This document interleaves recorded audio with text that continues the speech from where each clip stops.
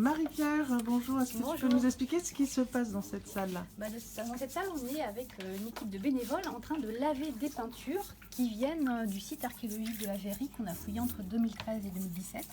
Et dans ce site, en effet, on a retrouvé des maisons romaines qui ont livré des décors peints. Et ces décors peints, on les a retrouvés par milliers de fragments qui sont conditionnés dans les caisses que l'on voit ici. Toutes ces caisses que l'on voit dans le local, il y en a ici dans ce local, il y en a également dans les réserves, on en a 1123. 1123. Et dans ces caisses, on a des fragments de peinture qui sont plus ou moins de plus ou moins grande taille. Et ces fragments de peinture viennent compléter des peintures qu'on a retrouvées en place. Donc notamment, viennent compléter un ensemble de peintures du 3e siècle, fin 2e siècle, 3e siècle, qui est l'ensemble qui a livré le poète, qui est aujourd'hui exposé en ce moment dans l'exposition temporaire au musée d'histoire de Marseille. On n'a rien inventé.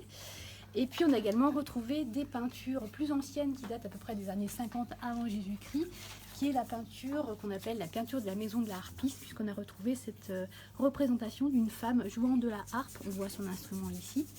Et donc ces peintures ont été partiellement étudiées par Julien Boilève, spécialiste des peintures à l'INRAP. Mais il nous reste en fait, pour faire l'étude complète, à nettoyer tous ces fragments de peinture avant de procéder au puzzle, au remontage, à la restauration, en vue d'intégrer tout cela dans les collections du musée. Donc là, grâce à l'aide des bénévoles, on avance sur le lavage de ces enduits peints. Donc on les voit là en train de travailler sur ces enduits de 2e style pompéien qui livrent des couleurs très lumineuses, notamment le fameux rouge que l'on voit ici, qui est le rouge vermillon, rouge cinabre, qui est très luxueux. Et donc du coup, grâce à eux, on avance. Donc en ce moment, on a sur les 1123 caisses, on en a lavé 773, donc on a bien avancé. Et on espère ensuite pouvoir finir ce lavage en 2020 pour commencer le puzzle et l'étude avec Julien Boilève, qui déjà nous rejoint dès septembre de cette année pour commencer une étude. Et ces enduits peints, qu'est-ce qu'on va en faire après? Ces enduits peints, donc une fois qu'ils seront étudiés, les restaurateurs du musée vont prendre en charge leur restauration. Et le but est de les intégrer dans les collections du musée.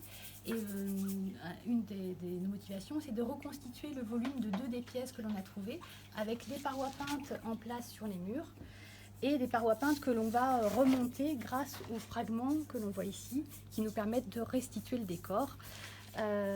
Voilà, donc du coup on va... C'est un plan de la Domus. Donc là c'est une